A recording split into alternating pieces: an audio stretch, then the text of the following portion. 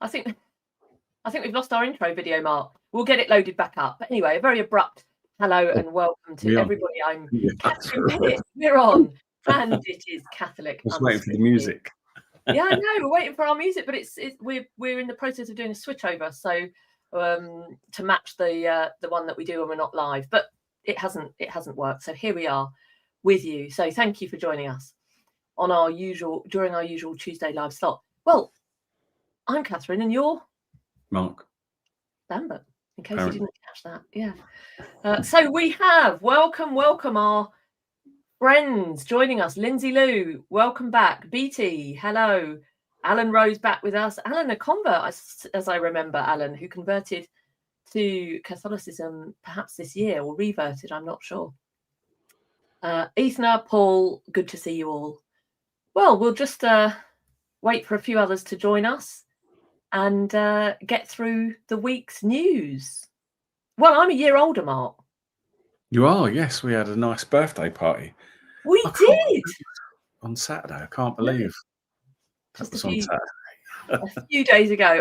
I'm a year older than I was last week, and I had a lovely party with some wonderful.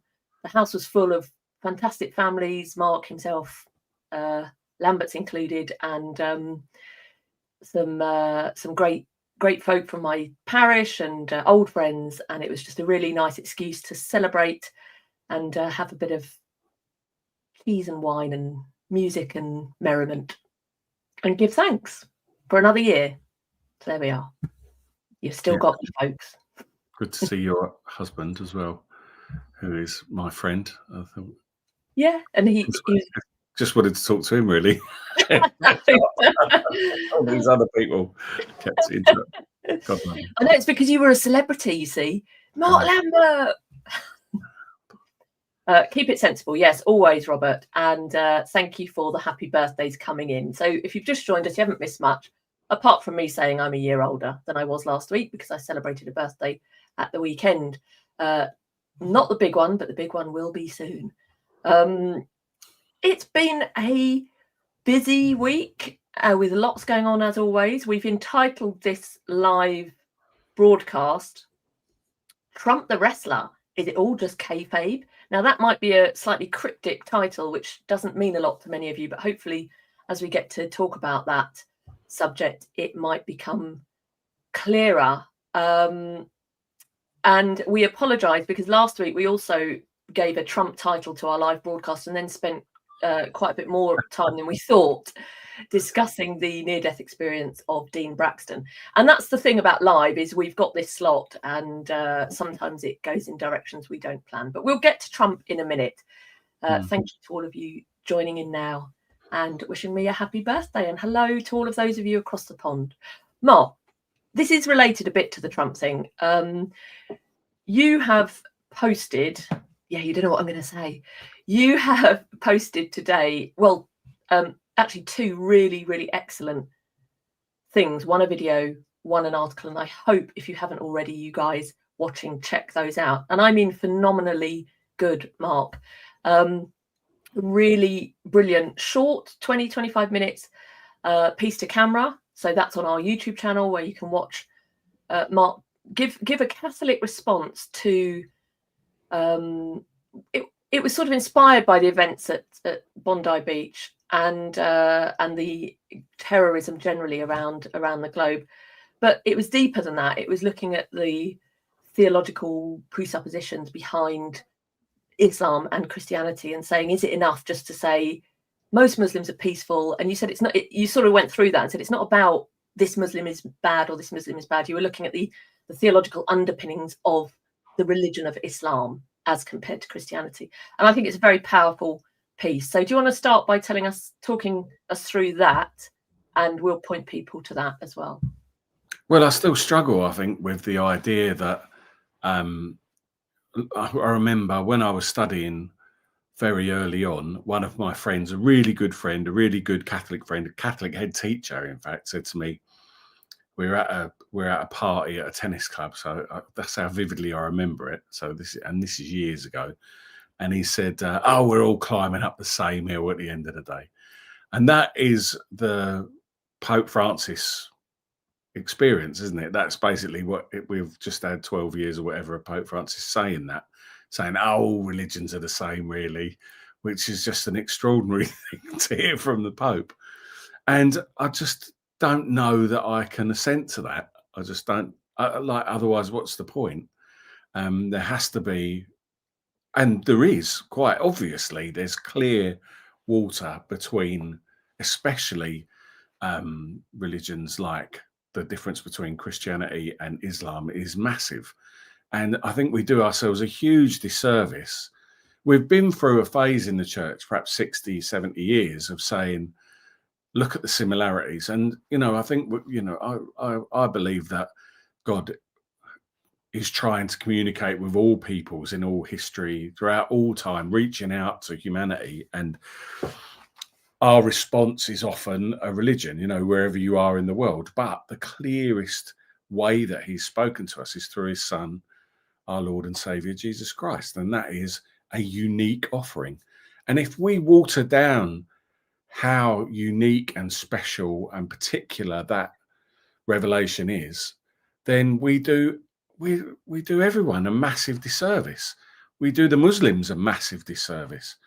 And so, we have to believe, if we believe in what we believe in, which I do emphatically, then I'm nonplussed when the Pope talks about us, all being friends and not pointing out the differences. I mean, I want us all to be friends, don't get me wrong, but here you've got a situation where you've got a particular ideology which is linked intrinsically with a body politic. The two things are inseparable. So, and it constantly reverts to violence. There's a constant cycle of violence. And so I just think that in any kind of dialogue, so really the fundamental theological, if you like, underpinning is that any honest dialogue has to acknowledge these issues. Otherwise, it's not proper dialogue. It's just papering over the cracks. So that really was what I was trying to explore in an effort to encourage our leaders, really, not just our ecclesial leaders, not just our bishops and priests and the Pope, to be more honest about what's important about Christianity, as Pope Benedict did at Regensburg, which was something that I sort of mentioned in the thing.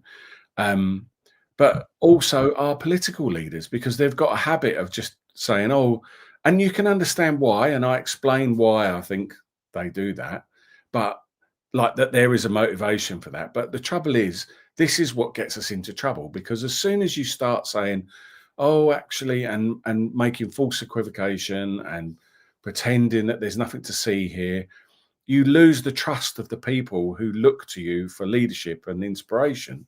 And that's when we get ourselves into all kinds of trouble.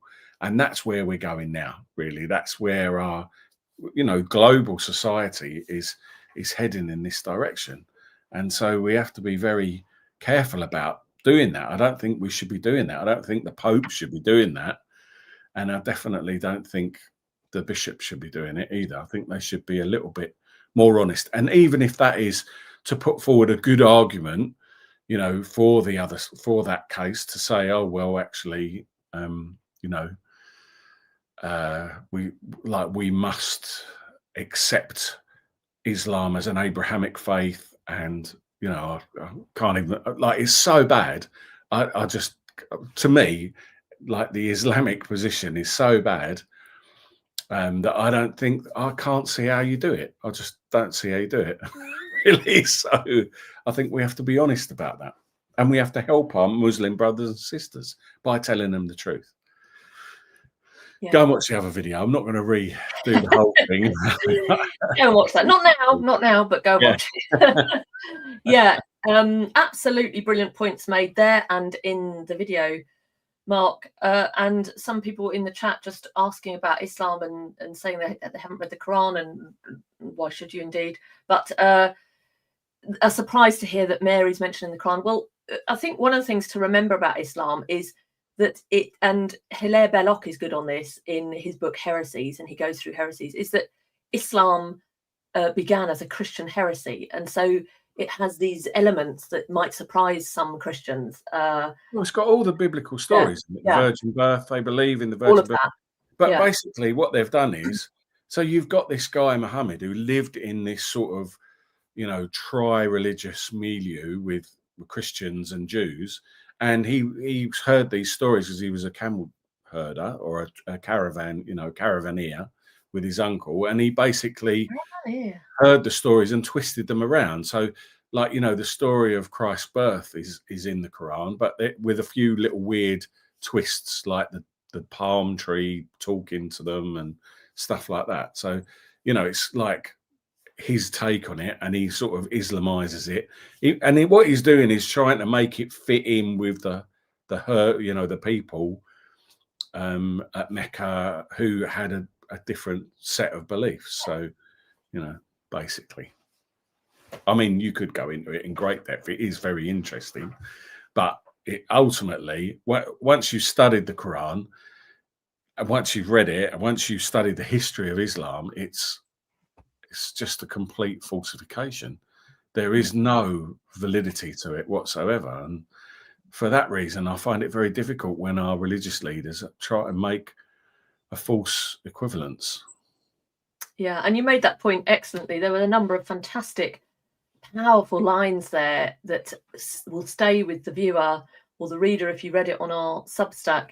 And really central to it is the theology of Christ. At the heart of our faith is, at the center of it is Christ nailed to a cross and this sacrifice. And there is no comparison. There is no comparison with any other religion in the world. And we have to, and this lovely line here, the martyrs don't kill for Christ, they die for him. Of course we know that, but just to hear it put so simply, they're not killing for Christ, they're dying for him. And we have to separate, and this is the problem, isn't it? And this is where we get on to Trump, perhaps. We have to be able to talk about Islam as a problem without immediately being shut down because people say we're being critical of people or we're Islamophobic. Whether that's Islam or Judaism, we have to be able to criticize the state of Israel. We have to be able to talk about we have to be able to do this. We have to be able to talk about the Old Testament and the typology and the older younger brother, but it has to be done in a way that doesn't come across, because that would be wrong and unchristian, as the individuals you meet are horrible people, because we do live in a very polarized world where we feel like we have to be all in or nothing. Now, it's only God we have to be all in, all for, or if you're not for God, you're against God. But actually people need our love. They need to be approached charitably, and they need to find the truth. And we as Catholics need to help them in that search for truth. And if that means grappling with these difficult questions and saying, pointing out error, then that's actually a loving thing to do. But unfortunately we're being shut down from even engaging. And so what was so brilliant about your video, Mark, is that you said, look, nobody wins here. If all we're doing is just trying to be diplomatic and hold hands and pretend that we're all the same, it doesn't help anyone. It doesn't help the Muslims, doesn't help the Christians, isn't loving, isn't truthful. Yeah, so exactly. That was, well, I think my starting point, like you say, about not denigrating, not generalizing about it being about people, but more about individual interpretations or whatever, is, my starting point is Romans 2:15, where St. Paul says that the God's law is written on the human heart. So that is what we understand as natural law. That's the way that we explain natural law. It's not the law of nature. It's the law that we all recognize, that we all should recognize without any prompting. And that's something that is written on our heart. A mother's love for a child. Because we're created. Exactly. God is the same God is the creator of all of us. Yeah. So, as Christians, what's beautiful and different about Christianity is that's not the same in Islam. or Judaism, is that we accept that about other people, that they are unique and you know, the Imago Dei, and we're reaching out to save those people. Yeah. And we said, we know, you know, in the title, thank you, by the way, some people are still wishing me a happy birthday. Thank you. Very kind of you. She wasn't fishing for that at all. She never does that. No. Yeah, just a quick mention every few minutes so that it keep it rolling for the whole hour.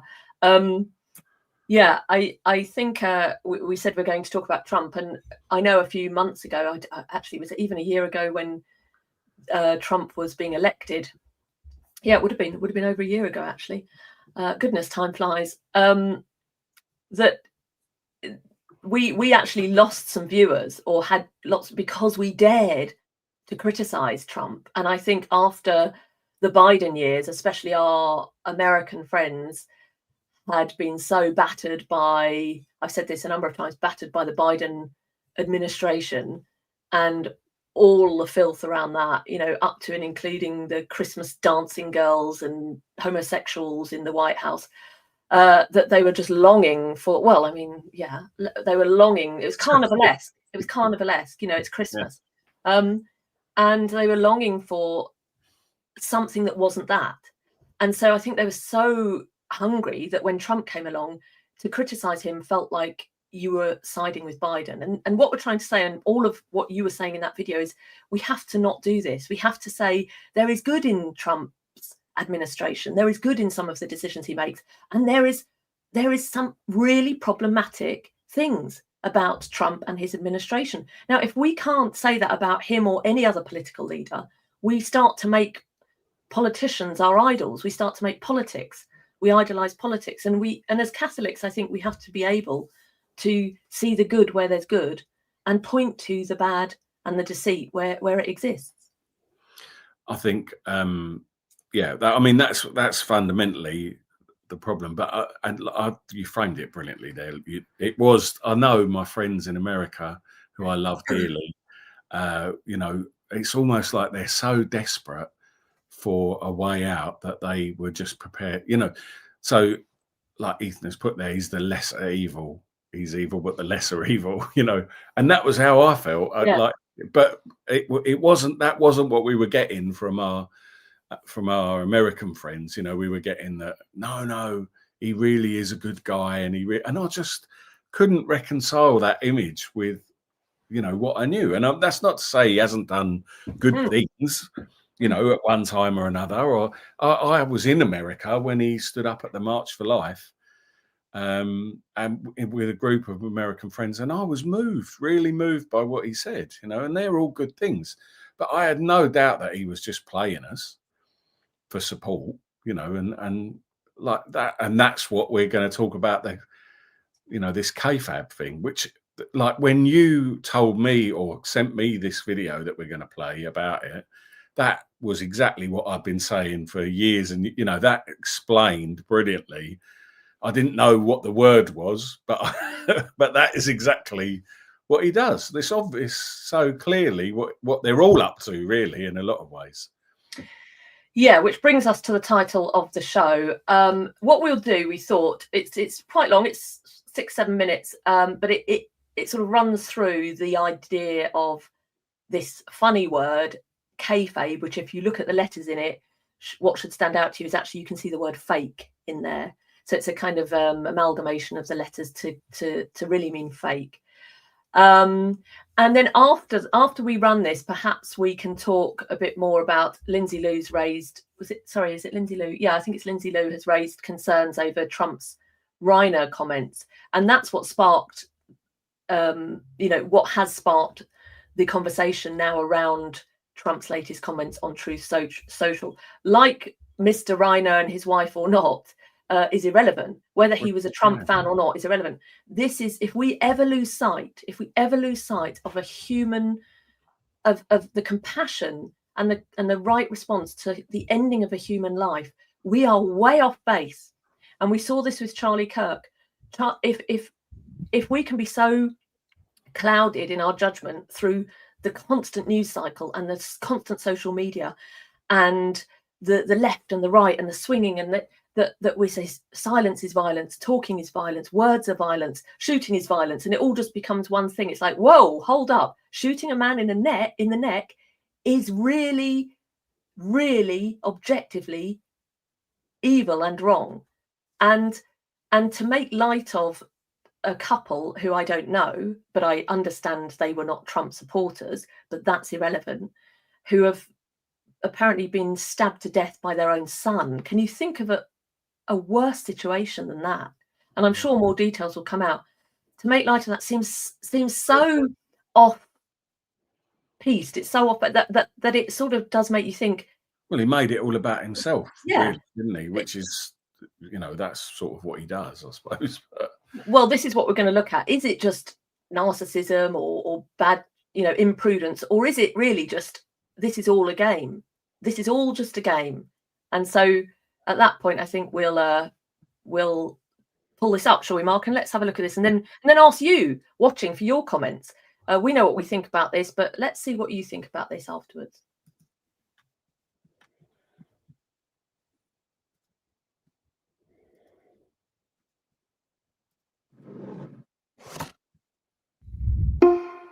This is one of the biggest moments in recent wrestling history.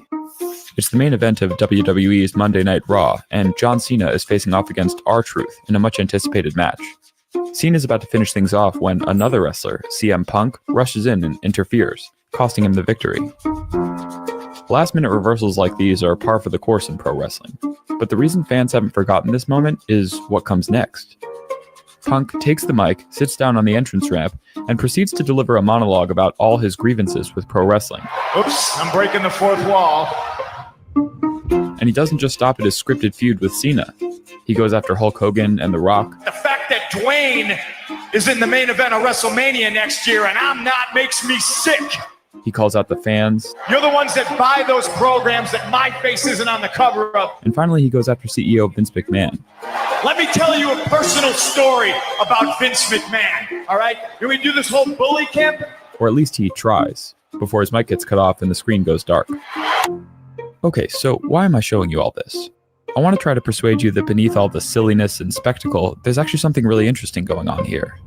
And it comes down to a word. Kayfabe? Kayfabe. The system of stratified lies that professional wrestling is undergirded by. That's Eric Weinstein. He's a mathematician, an economist, a podcaster, and an all-around polymath. Back in 2011, he was asked to write an essay on the most important scientific concept for everyday people to understand, and he chose kayfabe. I wrote this essay anticipating that professional wrestling was going to turn out to be incredibly important. And in fact, I thought it was going to determine the presidency. Weinstein argued that the altered reality of kayfabe helped explain why some of our most trusted institutions were falling apart. And that was in 2011, before, well...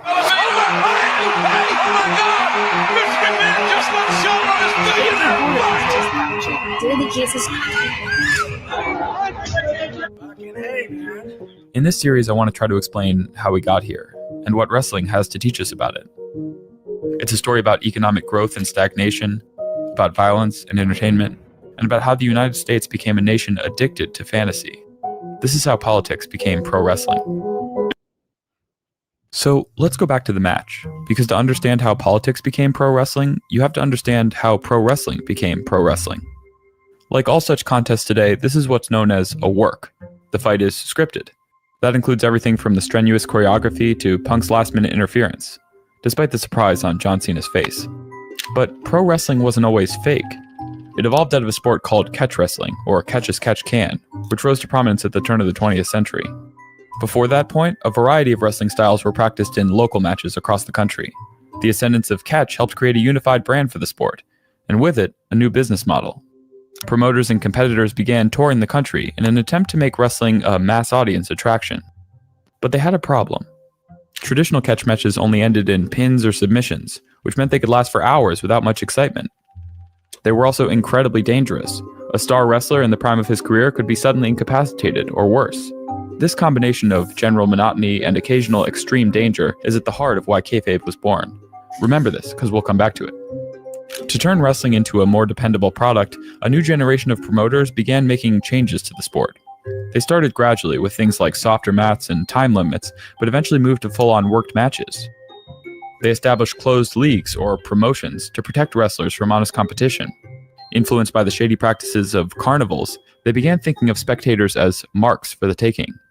That's where the term kayfabe comes from. Kayfabe is carnival speak for the word fake.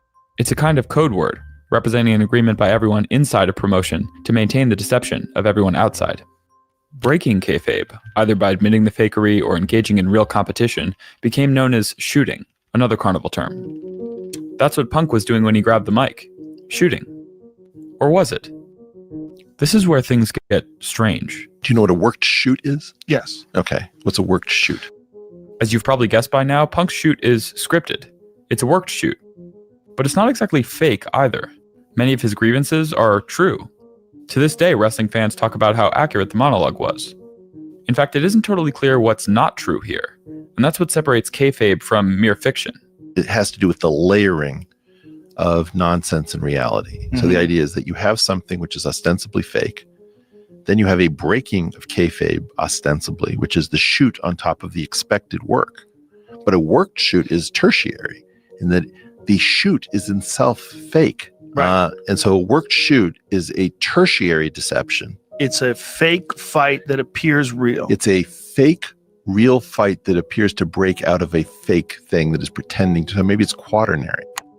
If all of this is getting hard to keep track of, that's sort of the point. At the beginning, kayfabe was about deceiving the audience, but over the years, it's evolved into something much more complex. By layering fiction upon fiction, kayfabe blurs the distinction between the two, not just for the audience, but for the performers. You start doping reality with fakeness, and the brain can't go much beyond 4 levels of lies. Here's an example. By all accounts, Vince McMahon plans to hand over control of the WWE to his daughter, Stephanie, and son-in-law, Paul Levesque, the wrestler Triple H. It's one of the things Punk complains about. It's going to get taken over by his idiotic daughter and his doofus son-in-law. McMahon's marriage to Levesque is legit, but their romance began as a storyline. In fact, it isn't until their fictional marriage had ended in acrimonious divorce that their real relationship got underway. That real relationship then got woven back into the storyline, as we see in Punk's monologue. The wrestling world is full of this. Off-screen romances turned into on-screen plots, fictional rivalries turned into real-world feuds.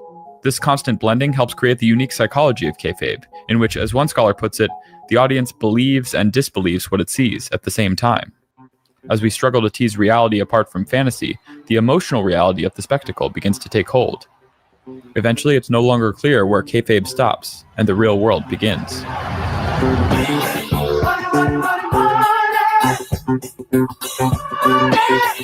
think that we may need a wrestler in the White House. I'd seen these other candidacies in other countries in which people seem not to be able to distinguish an actor from the character that they played, and whatnot. And so I believed that the system of lies within professional wrestling told us what was possible. By this point, it's commonplace to point out that Donald Trump was a pro wrestling president. And with good reason. He's literally in the WWE Hall of Fame. When I look out there and I see Donald Trump, I think about how his business was compromised. But what happened last week when they took a shot at my hero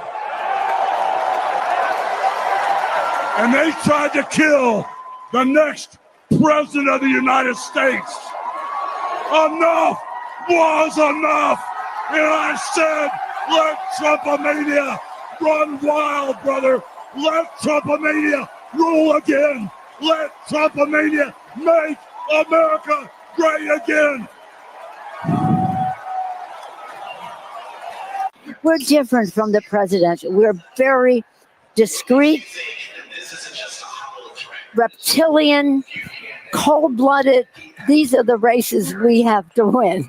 Others are winning the whole country. 10. Politics today, and you'll hear me say that to the crowd today, politics today is pro wrestling. It is pro wrestling. And you know what I mean by that? I mean by that the Dems and Repubs in front of you and in front of the public is going to tell how they hate each other and how they're different. But as soon as the cameras go off in the back room, they're all going out to dinner together. They're and they're all buddies cutting deals. It's just like pro wrestling. In front of the public, we hate each other. We're going to rip our heads off. But in the locker room, we're all friends. Are you suggesting professional wrestling is fake? I'm suggesting politics is fake. Welcome, ladies and gentlemen, to the Two Cities. There you go. There we are. That's from our friends at the Two Cities podcast who shared that with us, well, with all of us. What do you make of that? Let's have your comments, because that lengthy introduction to this concept of kayfabe, and really what strikes me about it is we can sort of sense something like this, can't we, Mark? It all seems to be like this game, you know, and then Trump's comments about Rob Reiner seemed so out of place that we're all going, oh my gosh, did he say that? And 10 minutes ago we loved him and now we hate him. And it's almost like yah boo pantomime, isn't it? Well, and when I logged onto Twitter, onto X today, literally every single comment, all the people I respect, and you know, from Ed Pfizer and Peter Krasniewski and you name all the brains, were all talking about this. Everyone, every single person had something to say about it, and about the fact that this was so appalling. And I just thought, this is just standard Trump to me. I don't know what it just rung as standard Trump. But what's interesting about what you said, and this is why this is interesting generally, is all these brainy Catholics, as you put it, the big brains, we know, the excellent philosophers and theologians, were all talking about this. And not about other important things. And not about other important things. And so this blurring the distinction and not really knowing what is real and what is fake. And one of the things our American friends watching might be able to answer for us is, we've already said, by the way, if you've just joined us and you're American and you're getting super annoyed because we're not absolutely loving Trump, we're not saying we're loving or hating Trump. We're just talking about the Trump phenomena. But one of the things our Americans might say is, what it's getting at is it's slightly theatre. So what actually changes? You know, what huge cultural shift is there that we can look to and say, we no longer have pornography, we no longer have people fornicating, we no longer have this filth in our classrooms, we no longer have wastage in the economy. It's slightly like this anywhere, and it's certainly like this in Britain. Is you get all excited about a new government coming in and all your hopes are up here, and within 6 months they've crashed down until another proposition comes along and you go, yes, this is really going to be it, and then it crashes down again and everything pretty much stays the same, and there's a sense of what's happening in the right hand while we're looking at the trick in the left. Well, and the whole thing for me was about compromise. You know, we were compromising on lots of principles in order to say that this was the right man, or that this was and putting all our faith in this one leader. And you know, where are we? I don't know, you know, that, like you say, then it all seems to come crashing down. And what we need to put our faith in is Christ. What can transform our culture is Christ. What can transform our lives and our relationships and our society is if we conform our lives to Christ. And, you know, like the kayfabe element to this, I think, is that getting us all excited about this constant like roller coaster of this way and that way and this comment and that comment. And, you know, someone just said in the thing, look, this comment, look, love Trump, upset by the rain, upset. That's quite, I think that's really balanced sort of perspective. You know, what you're going to do. And this is the thing, great virtues and strengths and great flaws, same as everyone. Not everyone gets it right all the time. And, you know, but like ultimately, they're there to do a job and we need to see them doing that job rather than getting all hyped up on all the fairground music that's going on around them. And we seem to have got ourselves into a cultural position where we're paying much more attention to the fairground music than to what's actually going on, aren't we? Well, I think that's the key, is where is our attention now going? Can you tell us a bit, which is something, it's a concept we've spoken about a number of times, but perhaps you can elucidate it for our viewers. The Hegelian dialectic, this is a term that comes up often. Can you tell us about that? Well, increasingly now, I've got it connected to Marxism as well, because I think it very much, the two things bleed into each other. But Hegel's dialectic is basically about the inevitability of confrontation. So you've got a theory and a counter theory. You know, someone will come up with a theory or a route of progress, and someone will come up with a counter route of progress. And those two ideas, so you could say capitalism and socialism or something like that, and that they have to come into conflict. And that, in a lot of ways, is what led to, like, you can see that dialectic at work in Marxism, in terms of the fact that you've got the bourgeoisie and the proletariat, and the answer has to be conflict. So you have to divide society into opposing agendas, and then there has to be a conflict between the two things. And you know, that, so that basically that's Hegel's, the Hegelian dialectic. So you end up with a synthesis of like elements of both, like Mark said, you've got the thesis and the antithesis. And if we look at that in practical terms of, like, you've got absolutely nobody should ever be have any freedom, and you're completely boxed in and tyrannized and jailed, versus do what you want, have total freedom. And then you find there's this conflict, and then you settle on, well, let's have a bit of freedom and a contraceptive pill to help us be free and to shake off the shackles of total reproductive slavery, but not, you know, but still have some. And you can see how it's trying to take the path of history into the hands of man. And as Mark said, the ultimate answer, whether we talk about this for the next 10 hours or 10 years, is always the same, which is it's all a distraction. And I think it's important to see the distraction that it is and take the good from it. Like Rosario said, there's some good there, there's some good virtues, there's some terrible vices, as there is with so many great leaders.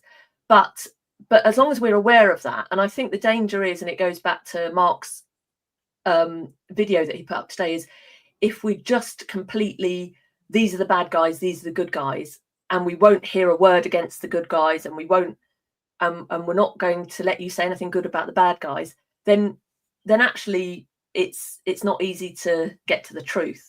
And it's the truth and reality that we're being prevented from seeing. Well, you see it in all walks of life, don't you? And it, you know, like as a school governor, you're told that you're supposed to be someone who brings constructive criticism.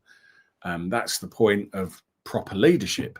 And as a leader, yeah, I've always found that you don't, you've got this difficult situation. I was talking to a guy who runs a big company recently, and he was saying, everyone's such a sycophant. It's so frustrating. The only time they can pluck up the courage to talk to him is at the Christmas party when they've had a few sherbets and they want to raise.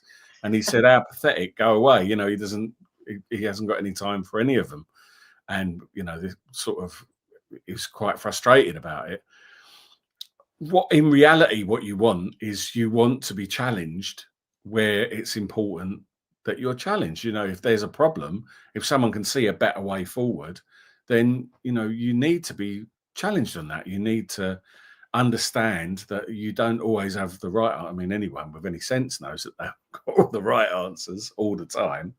And even though sometimes that challenge can make you think about a process in a much clearer way, and so that you can see, oh, actually, I need to tighten up on X, Y, or Z, or perhaps say, no, actually, the direction that I was traveling in is the right direction.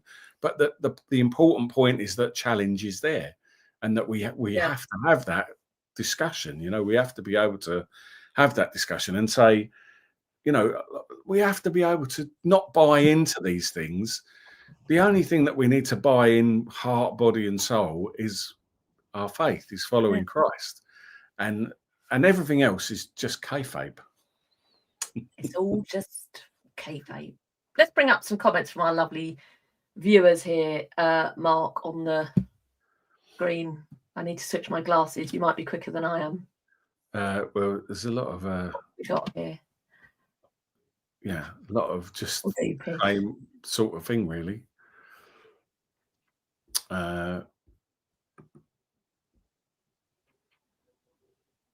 Errol enjoyed the last few Catholic Unscripted episodes. Really glad you did. That's nice. Ethan's worried because she didn't hear any music. Oh yeah, she's right to be worried, but not for long because we're going to get our music back very soon, Isna. We just had a malfunction on the music front.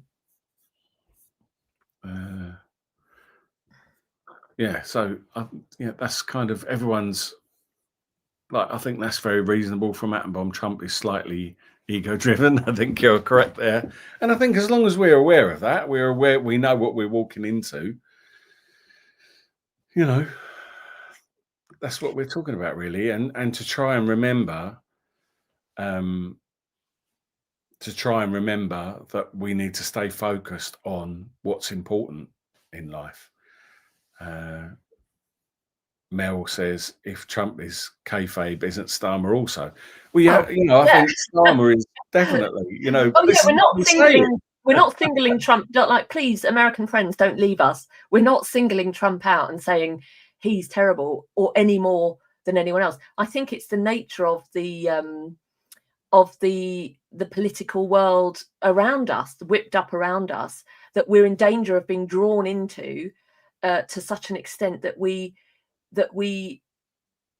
slightly idolize it and look for answers in it that cannot be found in it. And of course, it's so removed now from the church, and by that I obviously mean Catholicism, the right ordering, that we have to just be wary, I suppose. But no way are we saying Trump's the only fella. Starmer's. This is the example of the day, though, isn't it? I suppose. Yeah, it's just because of that Reiner comment and how it took people who, we know a lot of Americans, and it took them from saying nothing bad about him to saying, oh, that was terrible. And we saw that swing and thought that swing is interesting. You know, it is that yah boo pantomime, way boo down with you, that we thought was worth commenting on.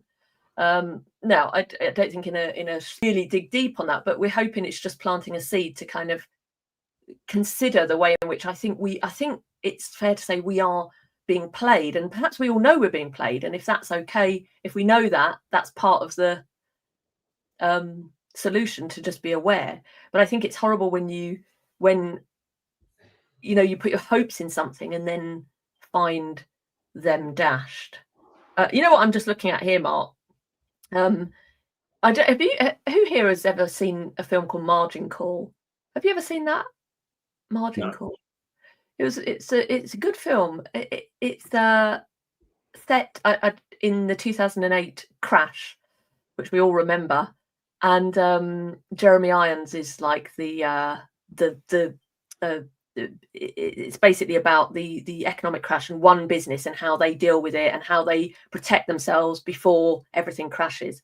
And it's sort of a morality play. It's like, should he have sold these dud assets at a price that he knew was going to be worth nothing and lose his credibility?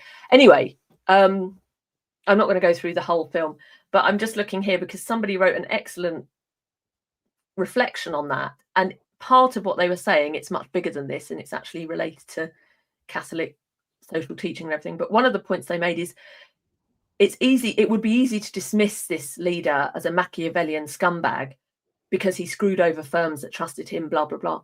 But he goes on to make the point that he is at least a leader. So it's quite interesting. Maybe I'll post it here afterwards on the notes, because I'd say it's worth watching. And I'm not one to push films because I think most of what comes out of Hollywood is sick and twisted and disgusting. However, this is a good film, I think, and worth watching. And it really does get you thinking about the morality of the decisions that were made. And for me, it also got me thinking, I'm not sure if this was the intention, but how much of our lives we give to our work. And like, for some people, you may as well have ended their life if you end their job. And that's got to be messed up, right? That where did that go so wrong that we've given so much of our lives to our work? And women, there's an implication that the woman highest up in the company never had children. It's not explicitly said, and maybe I'm looking for it, but that there was a sadness that she'd given her whole life to her job and never had children. And here she was being kicked out the door because the economy was crashing. And that's all she had to show for it at 40 or 42. So it's a good film. Give it a watch and see what you think. Mel's I just pulled that comment up. What is your opinion of the White House Immaculate Conception statement? Like, to me, and you might say I'm being horribly cynical, that was designed to get the Catholics on board. Well, yeah, because we were going to talk about this last week. Yeah. What was interesting, let me just pull up Trump's comments on that.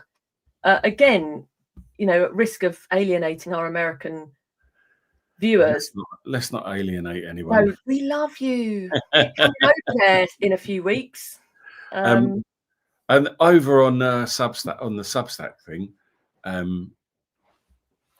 we got a really good comment here from Peter Geraghty, who says, our American viewers won't get at all, but he says, could you imagine giant haystacks giving a prep speech for John Major? I think British people would be more likely to find the Hulk Hogan overblown, distasteful. I think Americans love it. And yeah. So Giant Haystacks was a wrestler in the UK.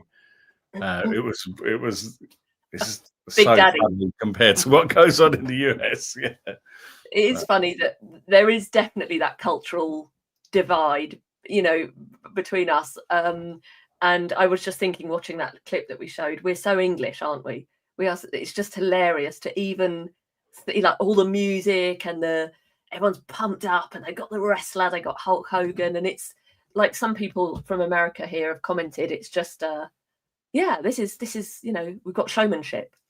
Yeah. I mean, look at we had Miliband and Keir Starmer talk about no showmanship. The way the news is presented in America, it's all, like hard rock. Yeah.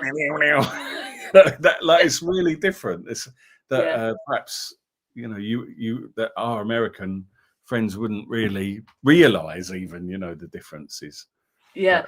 And I tell you what, the reason we might be so innately suspicious is certainly in our lifetimes, Mark, one of the most showy figures who had real polish in front of the screen and people loved him and he was called Teflon Tony, is Tony Blair. And it's hard to think of a political figure who has caused more destruction and devastation in our society than Tony Blair. So we are cautious when it comes to showmanship, I think.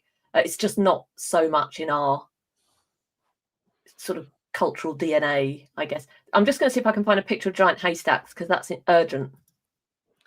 The other thing like that, I think that from our perspective is, like David Cameron, we've got this thing with the Tories and Labour, and really, I find myself wondering what is the difference between we can scream and shout about it, and we do, and we can identify differences, and with the Labour government, there's definitely a growth in the machine. That it's more governing a larger government, and that's the same as the difference between the Democrats and the Republicans in the States. But ultimately, they're very close on lots of issues. And you kind of feel a lot of the time that it's not a real ideological difference. The difference between the two parties is more, well, you've taken that ground. It's like there's an agreement. You've taken that side, so I'm going to take the other side. And when you see, especially at the moment, we've got this euthanasia debate going on. Terrible comments from Lord Falconer today in the House of Lords. Yeah, absolutely awful. Saying that pregnancy shouldn't stop you from shouldn't stop you from being euthanized. So, fundamentally, you can see this line being crossed, the line that we Catholics hold so dear, which is that every life has got dignity. And once you decide that you can kill some people for some reasons, then there is no stop on it. That is literally, that's eugenics. That's where it goes. Then you're just down to justifying the people you can kill, really, aren't you? Yeah, absolutely. Yeah, where do you draw the line? And why on earth would we think that a human can draw the line on when another human is able to live or not. I think the whole debate around assisted suicide is horrific. And what's shocking is that it's not shocking, is that we have members of parliament standing up shamefacedly saying things like, well, should a woman have to abort the fetus before she gets euthanized, or can she just be euthanized and then the fetus dies as well? Like with that amount of casual approach, and we've got to this point. What has gone so terribly wrong, how terribly our consciences are corrupted, that we even get to a point where, never mind, I don't really agree with you. How on earth are you able to say that at all? This is the shocking thing. Well, I can't help but feel that this is the bad job that our bishops have done. They've not spoken out about this. Yeah, so where's the church? Yeah. Where is the church? Thank God for those martyrs, those wonderful English martyrs, who are an inspiration to us and may very seriously be an inspiration to us as we go through the years. Gary's good comment here. This is brilliant, and I totally agree with you. In Christ's sake would be the equivalent of putting your faith and hope in Pilate or the Zealots. You remember Pope Benedict XVI writes about this in Jesus of Nazareth. I mention it often because I think it's such a prescient chapter in his book, when he speaks about how the people chose Barabbas. And would we choose differently today, he asks, even Christians, would we choose to really? Because what they were looking for is a saviour who would get rid of poverty and help the people and, make things better and help the living conditions. It was worldly, it was earthly, it was material. And here was Jesus, from this little town, a so-called nobody who's getting crucified. Who do you listen to? And that is the key question. That is the key question. So I'm so glad you've raised that there, Gary. Thank you. And it's an important question for us. Sorry, I know it might not seem important, and I'm sure it really isn't, but I really want to show people for the laugh. Giant haystack. Have you not found it? Oh, you have found it. Look at him. When you think of these American wrestlers that are all muscle, here's our guys. That's giant haystacks. I don't know if you can even see Big Daddy was his rival there. These two blokes, look at them. I mean, you'd find them in the pub having the sort of 25th pint after lock-in, wouldn't you? Those were the days. Those are the days. These are our wrestlers, folks. There you go. You've got a good one of them there. Really going for it. So that gives you some context when we had someone on Substack talking about giant haystacks. Okay. I'm just wondering, have we got anything? Have we missed it? The culture of death is rooted in meism. Good comment there from Robert Cassidy, our friend Robert Cassidy, and brilliant writer who you can find some of his work on our website. Take a look. Yeah, absolutely, isn't it? It's that ego drama again, so often spoken about. What's next Tuesday? 22nd. I think so, Paul. I don't see any reason why we wouldn't be. Recording next Tuesday. Yeah, I think so. Yeah. I've got my lovely daddy coming for Christmas. My old man. The Gnostic Gospels, R. Campbell. Have you read the Gnostic Gospels? No. You? No. Yeah, I have, yeah. But scripture really is my sort of thing. So I've read all the Nag Hammadi library and the Gnostic stuff. And the one of the great scholars and promoters of it is a woman called Elaine Pagels. So she's written some good books on it. So yeah, I've done all of that. So can we talk about Gnosticism? That's a question. So I'm sure we can, and that's actually a very pertinent question, because I think that's a lot of what we're dealing with is exactly that, isn't it? That we talked about this. That. Yeah, I think that is. Well, there's a lot with conspiracy theory. I think it ties in really well with that, doesn't it? Gnosticism, because you've got a lot of people now who are basically saying, "Oh, I know what the answers are. I know what the secret is. Secret formula. And if you had this knowledge that I've got about X, Y, and Z, then And like you often say when we talk about these things, even if it is the case that the water's full of uranium whatever, you still got to drink it, even if all the carrots are loaded with cadmium or whatever. You know, what choice have you got? You know, we still have to live in this world, and really we should turn our attention to the tabernacle, shouldn't we? And that's because I think there's a great temptation to be drawn to find the answer. You know, what the vaccines are killing us, what's in the vaccines, what's in the water. We've got to make sure that we don't eat this, and like, is God not bigger than all of that? I'm not saying it's good. I'm not saying it's not. I'm not even saying whether some of these things are true or not, but just what? Like, what we were born for this time. We are here in this time for a reason. It's not just, you know, an arbitrary accident. It's, you exist at this time in 2005 for a reason, and this is the world you live in. This is the world I live in. We have to live in this world, and we have to flourish in this world and become the people that God has created us to be in these times, and that's for a reason. So let's think about what that reason is, and not be distracted, and use the great intellect, the great gifts, the great artistry, the great philosophy, to waste it on things that are not edifying and not holy. Yeah, definitely. God loves variety. Well, ain't that the truth? You only have to read about the saints to know that. They're as varied as there are people, and as of course it should be, because we're all destined to be saints.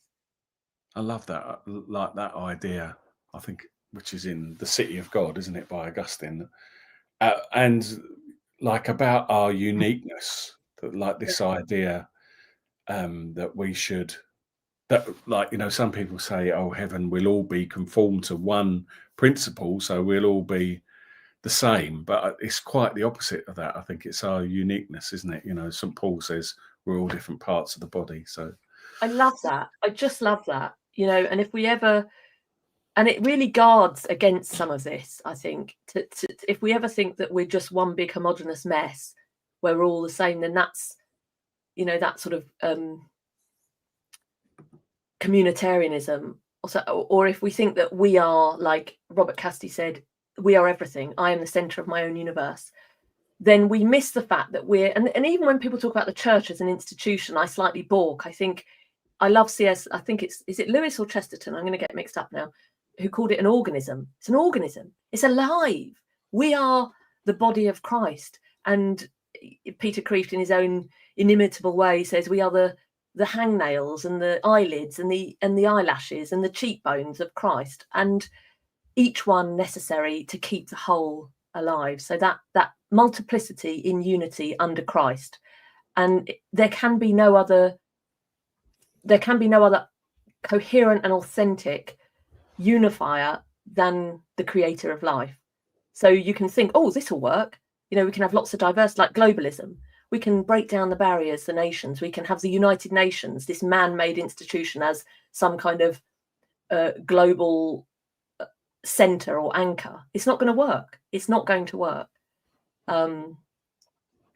Yeah, so we're unique and members of the body of Christ.